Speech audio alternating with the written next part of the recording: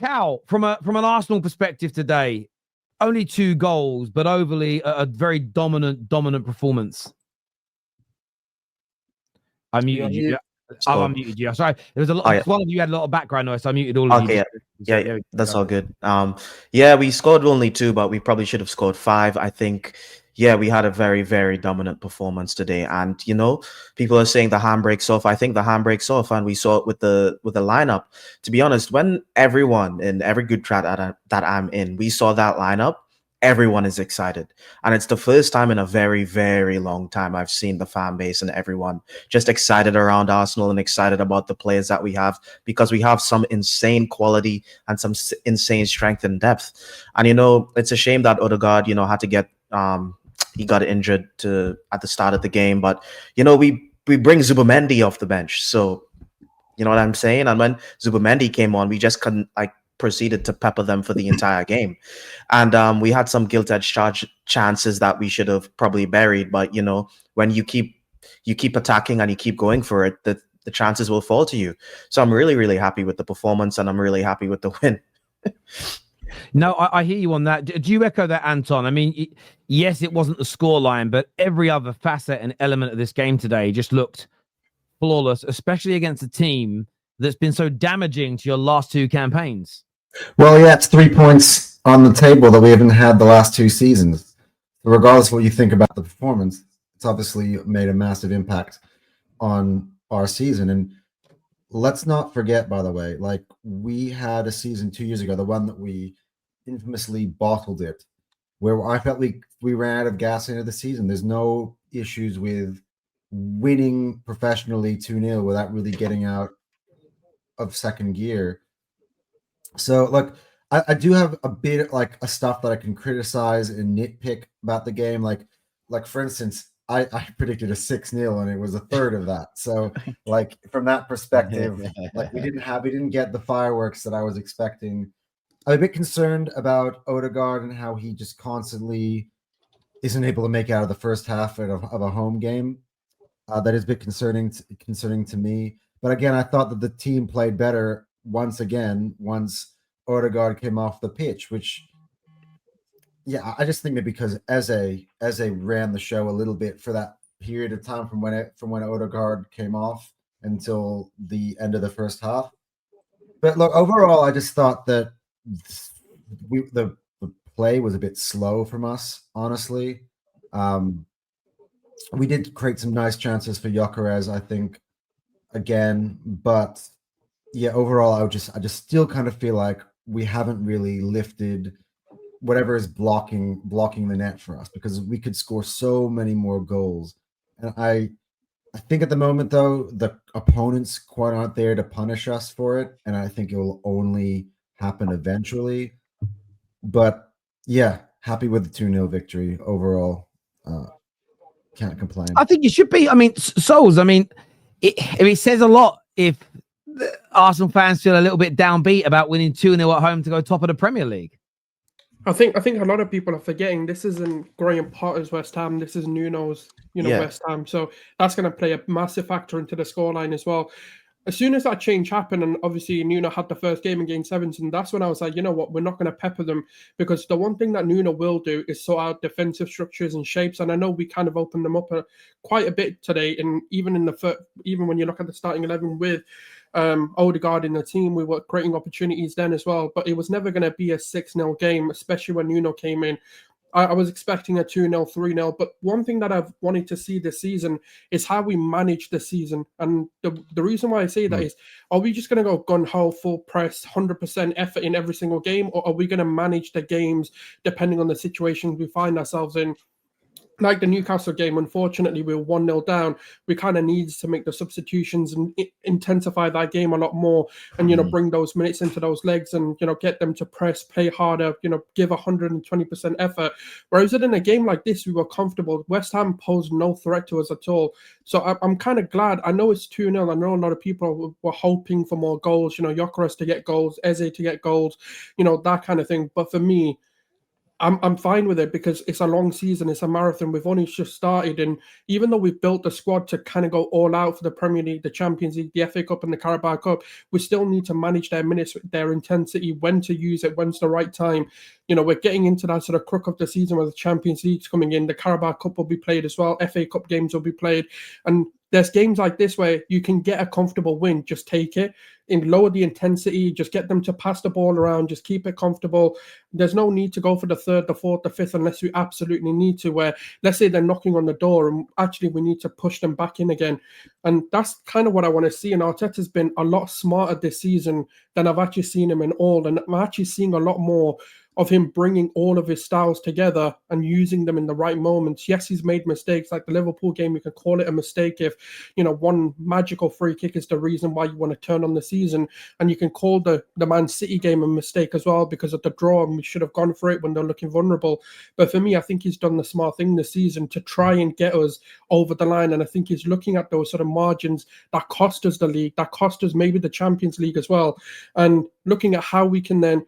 It's like Man City when KDB comes back in the business end of the season, they just go bang and they just start winning every game. It's because that's the moment you have to pounce. Now isn't the moment to pounce. You pounce later in the season when there's less time for mistakes, where there's more pressure, when there's a lot more riding on it, where one mistake can cost you the season. That's when you really want to intensify your pressure and make Slot think harder. And that's what I think Arteta's going for. Is like, let's get the win, keep on them. But we really want to show our football. Like, for example, throw the handbrake out the window when it really needs to be done. Yeah, I agree with you a lot. I think Liverpool are in here. No, right, they messed it up. I think you're ahead of me. It's a very, very important point when it comes to talking about winning titles, that you'll get this narrative, and the social media narrative. Social media has done this. Every game's got to be high octane, higher goal scoring. You've got to look purring. You've got to look amazing. I remember your two double winning seasons. I remember your invincible season very well because you were competing against my team in all of those. And there were many a game that weren't particularly fun, weren't particularly entertaining. Even Wenger ball wasn't, oh my God, you weren't winning every game 4 or 5-0. There were some close draws. There were some games that were won late. There's some games that you were a couple of goals up and then you just pass the ball around for 90 minutes. It's so normal. I think social media has made this environment, well, it's not been great today, so I'm going to make this massive song and dance about unsustainability. And what happens if we do this every week? But you're probably not going to. So I think people do a lot of that. Igal, a massive win. You currently sit top of the league. Obviously, Chelsea and Liverpool have just kicked off as we're talking right now. What did you make of Arsenal today, brother? I thought it was a very comfortable win. I thought they repaid us for the penalty last week with the penalty they gave us this week, which I thought was outside the box. So just on that, it's a holding penalty. So if you start holding outside the box but let go inside the box, it's a penalty. Oh, I didn't know that rule. I thought if you foul someone and it starts from outside the box, they would give it as a free kick. No, that's initial contact. So initial contact. Yeah, so it's essentially if the foul starts outside the box and continues into the box, which it did, it's a penalty. All right, fair. So a lot of people don't know the rule, including myself. Fair. As for the rest of the game, I thought Odegaard coming off I feel better for him. I'm fortunate, but I felt like Eze and Zubimendi were running the game quite well, and Zubimendi broke open the game. I think he got the 2 passes that led to the goals. One that led to Timber getting fouled, and the other one led to Eze taking a shot, which subsequently bounced off the goalkeeper to Rice. And Rice doing his thing once again, getting another goal. He's really getting more involved, getting more goals, more assists, showing that he has more to his game than just sitting back as a defensive midfielder on a regular basis. Arteta is now 60% win rate as a manager, won 180 games out of 300, and is the highest in the club's history. And I think a lot of people still are ridiculous. Dropped points in 120 times. Damn. Yeah. So 180 wins out of 300 games, and people have the audacity to want this man sacked. It's ridiculous. I would love to know what his stats are in the last 3 seasons. Because I think there's a ring fence of the rebuild plus since you've been challenging for the league title. I wonder, they can't have lost that many games in the Prem. If you say that the last 3 years, if I said he's lost 20 league games, I think that might be too much. He lost 4. He lost 8 in the last 2 seasons in the league. Is it 300 in all competitions or just in the Prem? 300 for everything. Yeah. Oh, okay. Every competition. Okay. That makes sense. And then you look at Saka. I think I've seen people making fun of Saka's goals in the amount of years he's had in goals a couple months ago, and now look at the actual Premier League goals and assists. He has 100 goals and assists in 200 appearances. That's a goal or assist every second game. That's ridiculous return, and he's about to surpass Cesc. And he's about to surpass Robert Perez very soon in the next couple of games. If he gets how many of those games you're starting left back? Yeah, you know, he's already 8th all time GA in the Premier League for Arsenal. Yeah, and he's done that whilst the rebuild's happening. And he still has a long way to go. If he signs a new deal, he could easily finish like close to the top, and he's not even a striker. So fair play to him. And finally, we're top of the league right now. Liverpool and Chelsea are still equal. Even if they finish as a draw, we still stay top of the league this game. And what it tells me is, you know what, it's a marathon. It's not a sprint, and people need to just calm down. Every game there's gonna be highs, there's gonna be lows. You can get emotional. I get emotional myself, but let's understand we need to stay a little level-headed. We're not gonna win the league now because we won this game. We need to continue to keep pushing. And on my league table, Terry, that I was showing everybody last week, we're 5 points better than we were last year because we lost to West Ham and we lost to West Ham and we lost to Newcastle last year. That's 6 points. We got another one in the next game against Fulham, which that's 6 points from the teams that we dropped points to last season. And to the Arsenal fans who are always negative, I don't think you can be negative today, man. Just be happy.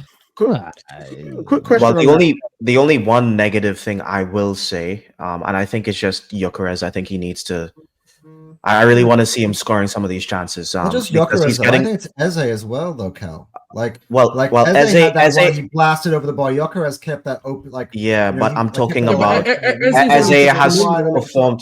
Eze has performed in the past games, and his shot on target today was excellent. You know. Gyökeres tried to backheel it into the net, and then he ended up falling over. And it would have been a goal. It would have been an assist if Eze would have just put it in.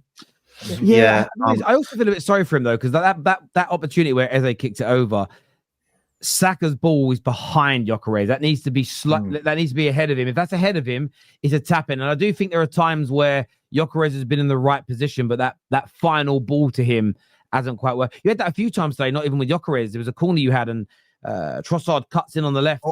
Gabriel's free in the middle, and then he doesn't find him with the ball.